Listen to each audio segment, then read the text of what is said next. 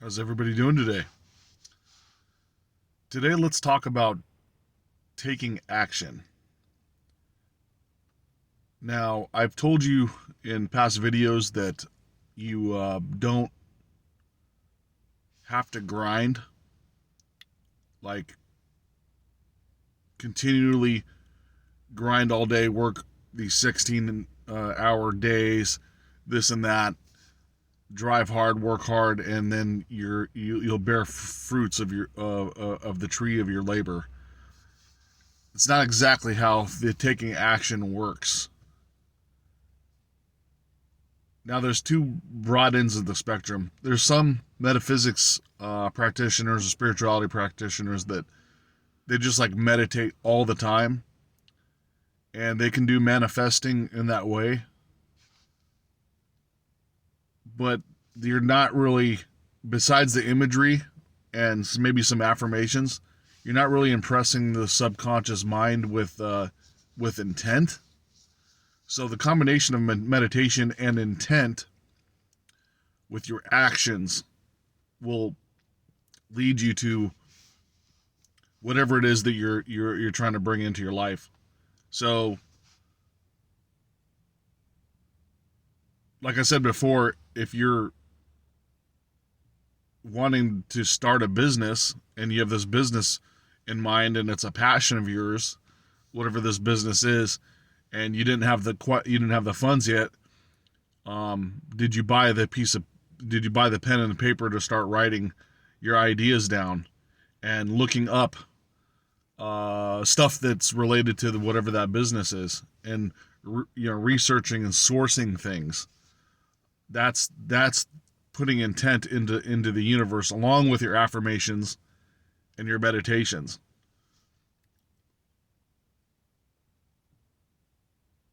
Since you've already done the research, let's say you're taking your ideas down and you're doing all the research. Not only did you put your intent there out there, you were actually gaining a lot of knowledge based on whatever it is that you were doing, and you didn't have to do that research later on. So it actually took some of that workload off of the future on you, because you already know where to go and do what you need to do in order to create whatever it is that you're creating.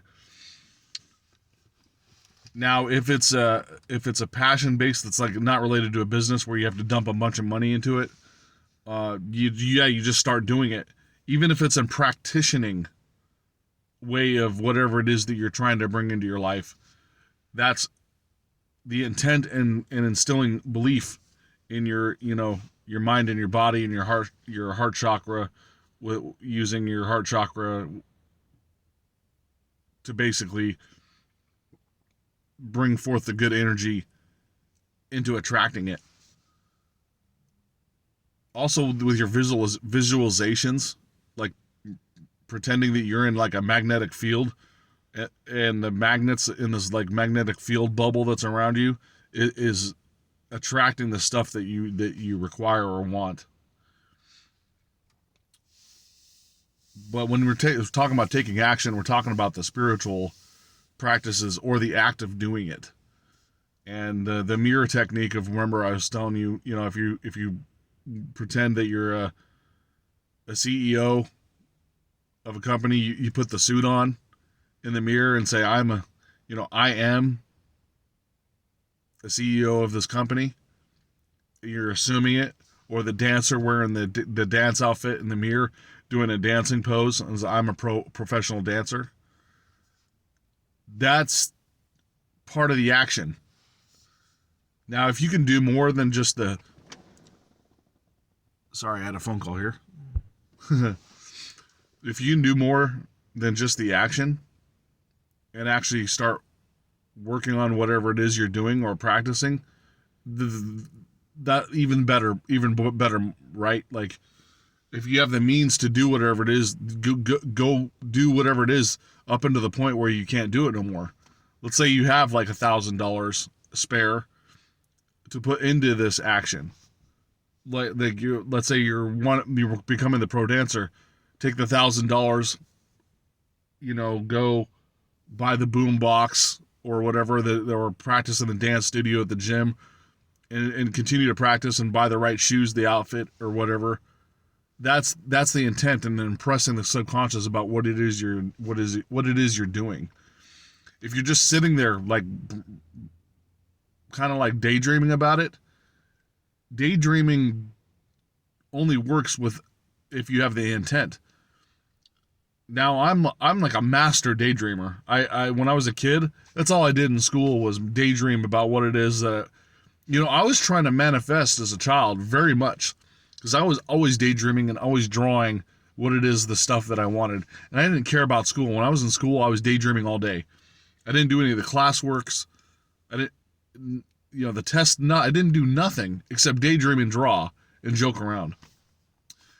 But what I didn't understand, if someone had taught me as a child, it was like, oh, your daydream is the imagination, right? But you have to use the intent and believe that you have it now. Meditate on it. Don't have doubt. Have faith. Don't feel lack of limitation. Because when you feel the lack of limitation, that's when you keep bringing back more and more of the lack of limitation. Just like the yesterday's video when I talk about the dark side, when you're negatively approaching something, thinking that it's positive. So I'm only going to think positive thoughts, and I'm going to block negativity. What you actually believe that negativity is going to come at you. If you're trying to block negativity, you believe that the negativity is going to attack you. And then you'll react in a bad way because you're like, wait a second, why this positivity, like thinking positive stuff doesn't work because I'm still getting attacked negatively. Well, you didn't deal with your past childhood trauma, and you're trying to barricade negativity like it's an enemy trying to attack you. So you're afraid of this negative force is trying to attack you, so you put up a wall. Well, that means you believe that it can attack you.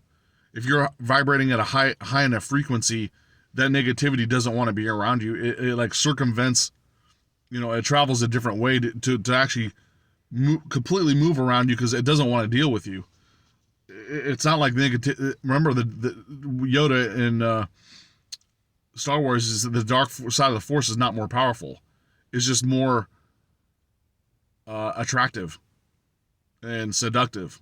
So you it's like you kind of want to, and it's easy. So that's why that's why it's always there. So if it's easy, it's easier to do than the positivity thing.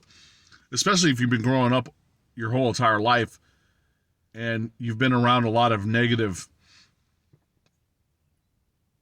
commenters or people that comment about negative stuff all the time, or talking about on the news, or we have to work really hard to make money, and you're just constantly impressing your mind with these belief systems that are false as a spiritual being trying to manifest. You're constantly bombarded from it since childhood, unless your parents were some sort of spiritual practitioners themselves and taught you differently and told you not to listen to the other people. That'd be the only way you might, then that's another reason why rich kids become rich when they're adults. It's not just because their parents were wealthy. They just existed in the realm of wealth, and they always got what they wanted, and they just assumed that they got what they wanted. It was just their belief system. So even when they're adults, even if their parents only give them a small fraction of that wealth, they were able to manifest a lot with that small amount, or they got their opportunities because they just believed that they could make money. That's why the rich, sometimes not always the rich stay rich because the money's passed down. There is rich people that have bad spending habits and blow, like a lot of times this happens to like professional athletes, right? They used to get like $20 million contracts and they'd blow the $20 million in the first 2 years. Well, someone that knew how to manifest their entire life probably wouldn't lose the money, or they'd actually find a way to like bring a lot more money in, because that's their belief system. Because before they believed that they didn't have any money, now they have it and they just blew it all. And they didn't know how to manifest more because that wasn't their belief system. So that's what I wanted to talk about today. Once again, comments right down below, realitysimulator@gmail.com. If you have questions or want to email me or talk about something and I can talk about it on the video, or I'll email you back if it's private, with some sort of response, of course, right? So thank you very much. I always appreciate it. And you guys have a nice day.